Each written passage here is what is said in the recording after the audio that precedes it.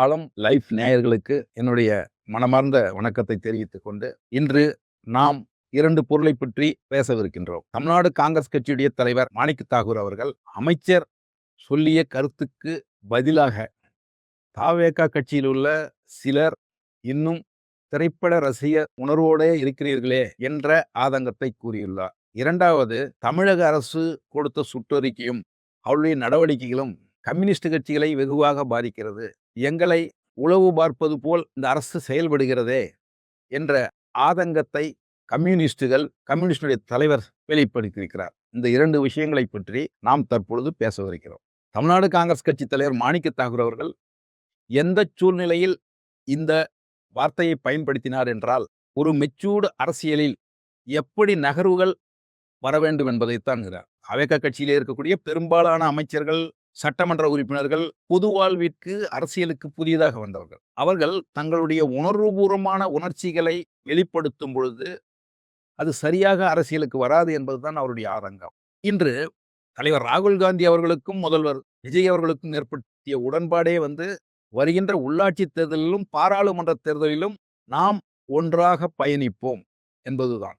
அப்படி என்றால் அவ்வாறு கையெழுத்திட்ட ஒரு உடன்பாடு, அந்த உடன்பாட்டிலே பிரதமர் வேட்பாளரையோ மற்ற வேட்பாளர்களை பற்றி எதுவுமே சொல்லவில்லை. நாம் ஒன்றாக பயணிப்போம், ஒரு எளிய மக்களுக்கான அரசாங்கத்தை, மதச்சார்பற்ற அரசாங்கத்தை இந்த தேசத்துக்கு தருவோம் என்றுதான் அவருடைய வாக்குறுதி. இதிலே எல்லோருக்குமே தெரியும் யார் பிரதமர் வேட்பாளர் என்று.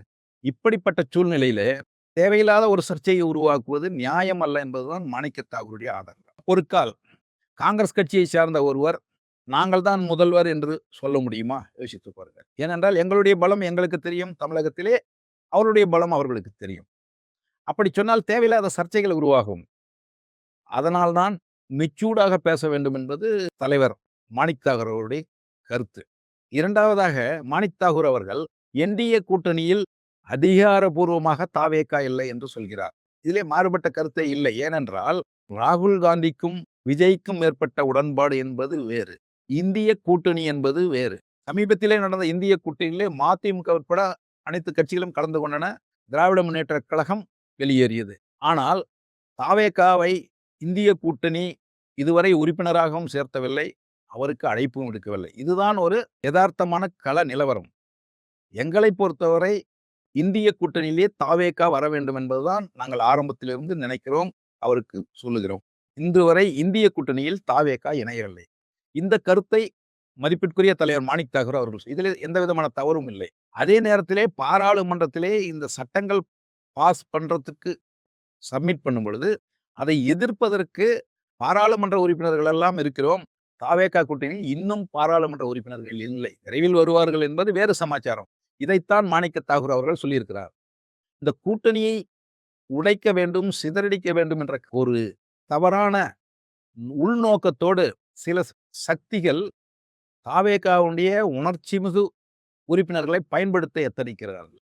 உதாரணத்திற்கு சொல்ல போனால், வல்லம் பஷீர் என்ற ஒரு நபர், அவரை பற்றி உங்களுக்கு நன்றாகவே தெரியும். ஒரு பக்கா திராவிட முன்னேற்ற கழகம், ஆனால் தனக்கென்று ஒரு கட்சி நடத்தி கொண்டு அதன் மூலம் அவர் சில விஷயங்கள் எல்லாம் செய்தார். அது தமிழக மக்கள் அனைவருக்குமே தெரியும்.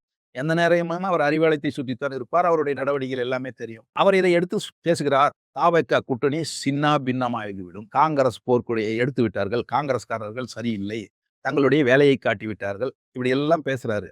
அப்படி பேசும்பொழுது அவருடைய எண்ணங்களை பாருங்க. காங்கிரஸ் கட்சி இந்த தேர்தலிலே எத்தனை சட்டமன்ற உறுப்பினர்கள் தேர்ந்தெடுக்கப்பட்டார்கள் என்பது அனைவருக்குமே தெரியும்.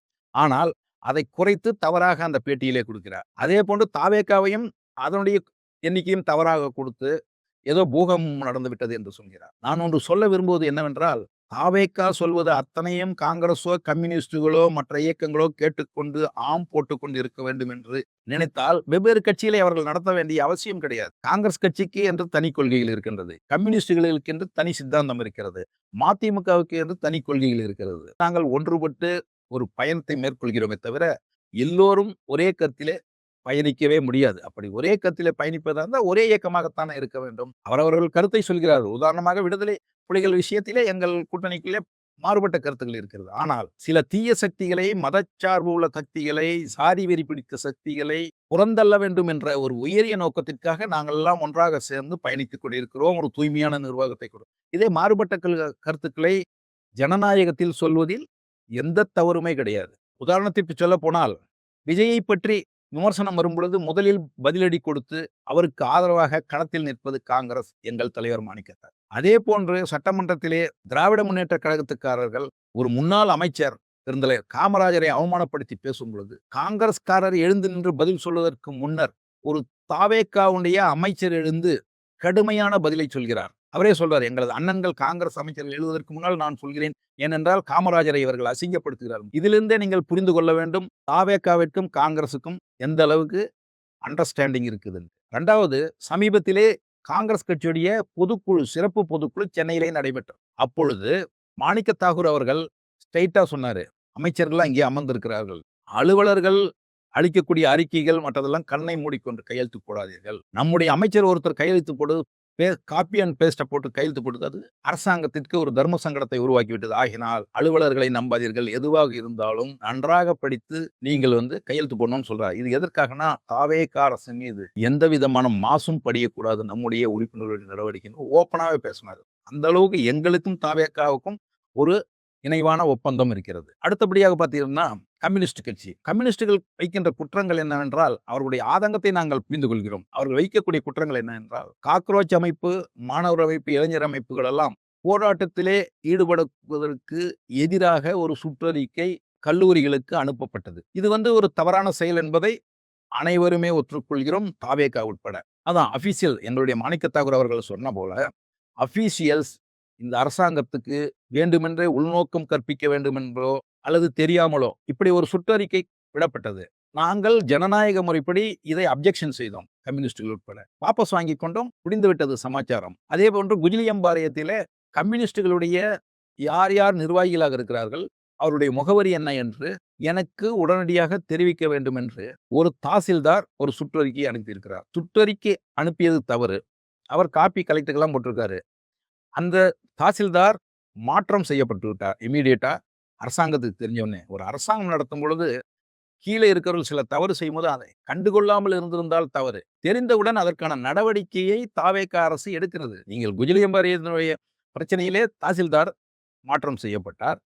அதே போன்று தவறான சுற்றறிக்கையை இந்த அரசாங்கம் வாபஸ் வாங்கி கொண்டு செய்யாதவர்கள், தவறு செய்யாதவர்கள் யாரும் இல்லை.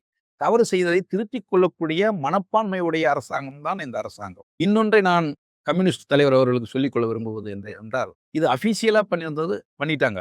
ஆனால் மாவட்ட காங்கிரஸ் கட்சி நிர்வாகத்தை நடத்தி இருக்கும் பொழுது இந்த டிபார்ட்மெண்ட்ல இருந்து எங்ககிட்ட வருவாங்க, நிர்வாகிகளுடைய லிஸ்ட்டை கொடுங்க, அவங்களுடைய அட்ரஸை கொடுங்க, அவங்களுடைய ஃபோன் நம்பர் கொடுங்க. ஏன்னா அது தவறே கிடையாது. நம்ம கட்சி நிர்வாகிகள் டிரான்ஸ்பரண்ட், இவங்க தான் எங்களுடைய கட்சியில நிர்வாகிகள், இவருடைய முகவரி இதுதான், இவருடைய தொலைபேசி எண் இதுதான் என்பதை நாம் கொடுப்பதிலே தவறு கிடையாது. அவர்கள் அதிகாரபூர்வமாக கேட்டது தவிர ஆனால் தமிழகத்திலே இது நடந்தது கடந்த ஆட்சியின் போதே நானே இதை சந்தித்திருக்கிறேன். ஆகையினால் நம்முடைய நிர்வாகிகளுடைய பட்டியலை அரசாங்கத்துக்கு தெரிவிப்பதிலே எந்த தவறுமே கிடையாது. ஏனென்றால் இன்னைக்கு நம்முடைய கட்சியினுடைய உறுப்பினர்கள், கட்சியுடைய நடவடிக்கைகள் அத்தனையுமே எலெக்ஷன் கமிஷன் ஆஃப் இந்தியாவுக்கு தெரிவிக்கிறோம்ல. கட்சியினுடைய தேர்தல் முறைகள் எப்பப்ப நடத்தினா என்னென்ன பண்ணும் நம்முடைய நிர்வாகிகள் தேர்தல் கமிஷன் கொடுக்குறோம்ல. அப்படி இருக்கும் பொழுது நம்முடைய நிர்வாகிகள் லிஸ்ட் நம்ம அவங்களுக்கு கொடுக்கறதுல எந்த விதமான தவறுகளும் கிடையாது.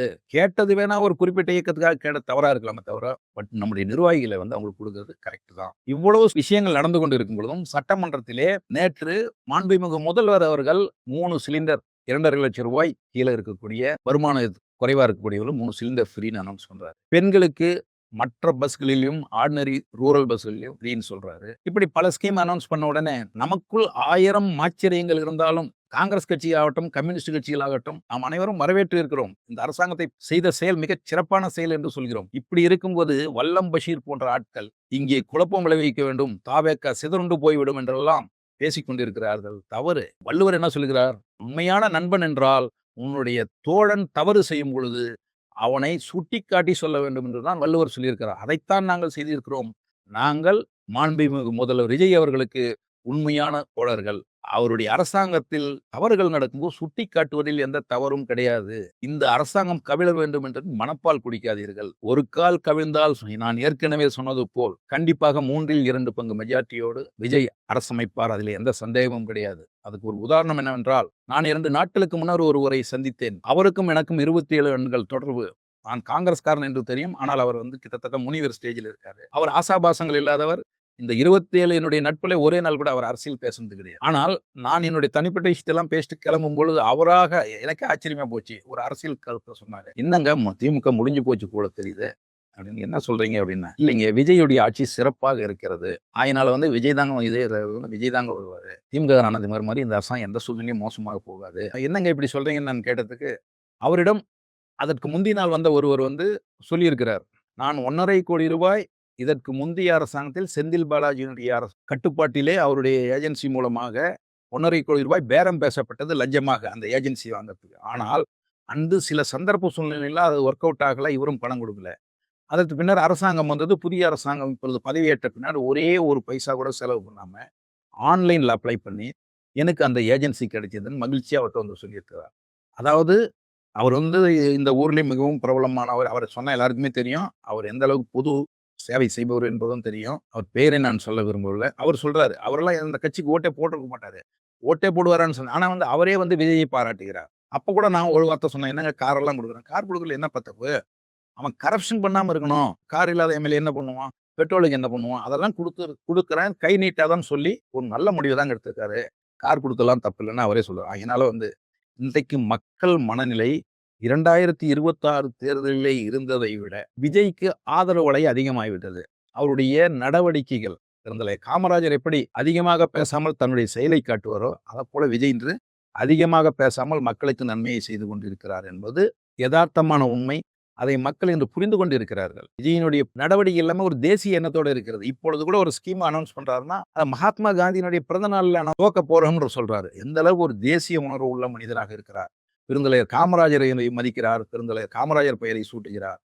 பெருந்தலைவர் காமராஜருடைய பிறந்த நாளிலிருந்து சமத்துவ உணவு அளிப்பேன் என்று சொல்றார். ஆனால் இந்த மாதிரி ஒரு தேசிய ஒரு முற்போக்கான ஒரு தலைவர் தமிழகத்திற்கு தேவை. எங்களுக்குள்ள கருத்து மாறுபடல. ஆனால் நாங்கள் விமர்சனம் செய்வோம். ஆனால் இந்த கூட்டணி நிலைத்திருக்க வேண்டும் என்பதிலே விடுதலை சிறுத்தைகள் கட்சியாகட்டும், கம்யூனிஸ்டுகள் ஆகட்டும், முஸ்லீம்கள் ஆகட்டும், காங்கிரஸ் ஆகும் சின்னமாக உறுதியாக விஜய் பின்னர் இருக்கிறோம். தவறுகள் நடக்கும் பொழுது சுட்டிக்காட்டுவோம். தவறுகளை சுட்டிக்காட்டுவோம் என்பதற்காக நாங்கள் எதிரிகள் அல்ல. அவர்களும் இதை புரிந்து கொள்வார்கள். கண்டிப்பாக தாவேகாவில் இருக்கக்கூடியவர்கள் ஆட்சிக்கு புதிது, அரசியலுக்கு புதிது. அவர்களும் இன்னும் ஒரு ஆண்டு ஆனால் எங்களைப் போல ஒரு மெச்சூர்டு பொலிட்டீஷியனாக முதிர்ந்த அரசியல்வாதியாக இருந்து சிறப்பாக இப்பொழுது செயல்படுவதை மிகவும் சிறப்பாக செயல்படுவார்கள். தமிழகத்திற்கு ஒரு நல்ல ஒளிமயமான எதிர்காலம் இருக்கிறது என்பதை காங்கிரஸ் கட்சியினுடைய சார்பாக நாங்கள் முழுமையான நம்பிக்கையுடன் இருக்கிறோம். அது நடக்க வேண்டும். தமிழர்கள் 67க்கு முன்னர் எப்படி இருந்தார்களோ அதுபோன்று டெல்லியிலே தலை நிமிர்ந்து நிற்க வேண்டும். லஞ்சம் தவிர் நெஞ்சம் நிமிர் என்ற உயர்ந்த குறிக்கோளோடு தமிழன் வளம் வருவான் என்று சொல்லி இந்த வாய்ப்பினை அளித்த ஆலம் லைஃபுக்கு நன்றியை தெரிவித்துக் கொள்கிறேன். நன்றி, வணக்கம்.